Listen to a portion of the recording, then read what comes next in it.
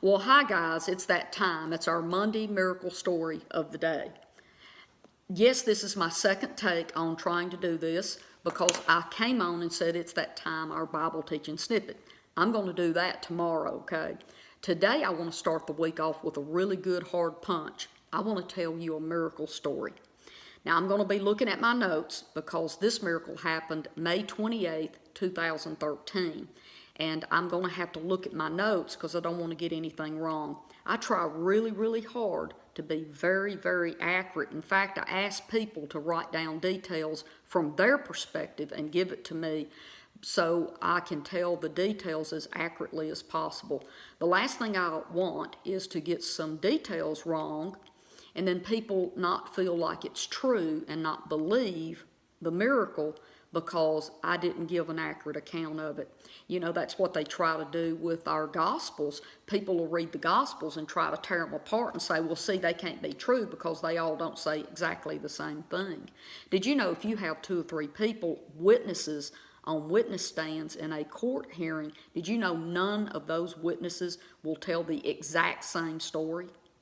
Their details will be a little bit different because every person sees things from a different perspective. And that's how the Gospels are. You've got 4 men who saw things from their own perspective, and the Holy Spirit, God, worked with them to get that stuff recorded, but it's from their own perspective. Okay, so let me get back to what I want to tell you about today. So I have one of my good friends. She's considered one of my besties. She asked me to come to her house for this Memorial Day cookout.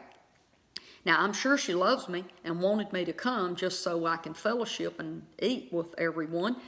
But she also wanted to make sure that I was going to agree to be there because she knew 4 people that she so lovingly wanted to make sure she could hook them up with me and get them healed. I'm going to tell you about this young little boy. He was about a year old, maybe a little bit older, but let's say he was between 12 and 15 months old. And this little fella, from the time he was born, his muscles did not develop and they were like elastic. They were just limp. He could not sit up. He couldn't crawl. He couldn't use any of his hands. He couldn't even move his fingers or anything. His mother would have to prop him up and physically move him in different positions because he was not able to use any of his muscles because they weren't developed and working. He could not swallow.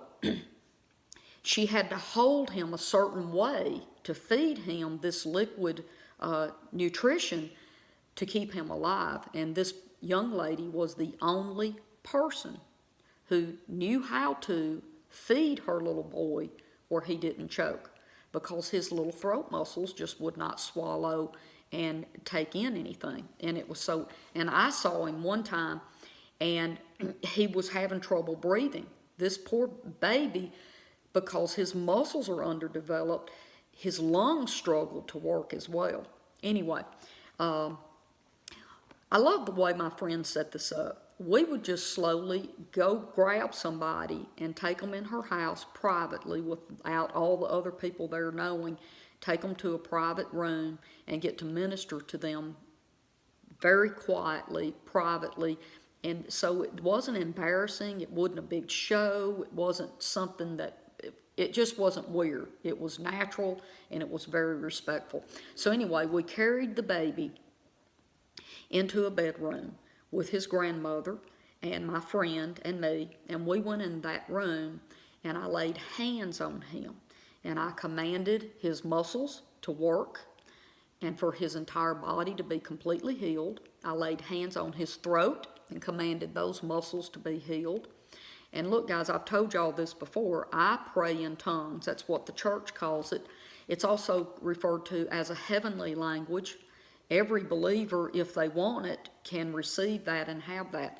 But I pray in tongues over people a lot because it's the perfect prayer. It's the perfect connection between my Father, the Holy Spirit, and the sick person. And I'm just the person making sure it gets delivered.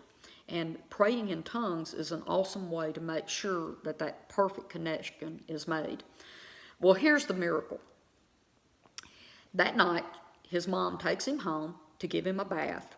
And while she's holding him up, bathing him, she notices his little feet and toes are beginning to move and work. This has never happened before because they just lay limp, just like that. But now they're sitting straight up and he's starting to move them and wiggle his toes.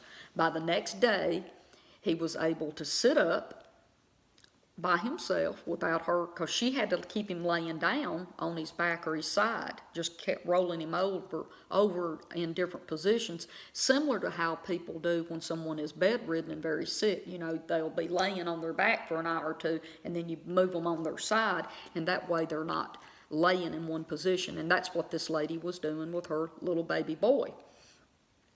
But he was also able to swallow and eat normally.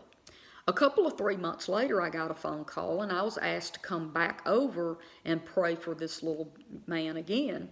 And this time it was so he would use his vocal cords to talk, because he still wasn't talking. Even though he was up crawling and using all of his muscles, he was not using his vocal cords. So I got to go back and pray over his vocal cords. And yes, you're absolutely right. He did start using his vocal cords.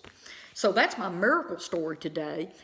You know, you have no idea how precious it is to be able to lay hands on a little baby and see them get healed and know that you are part of God's big plan of bringing the kingdom of heaven, what's going on in heaven, down here to earth to people who need God and they need heaven to come near to them and affect their lives in such a profound way. But this little man now, I guess this is 2017. This little boy is about 6 years old now. So guys, tomorrow I'm going to do a Bible teaching snippet. But for now, I'm going to let you go. I'm going to say I love you, and I'll see you again right here on Facebook. Bye-bye.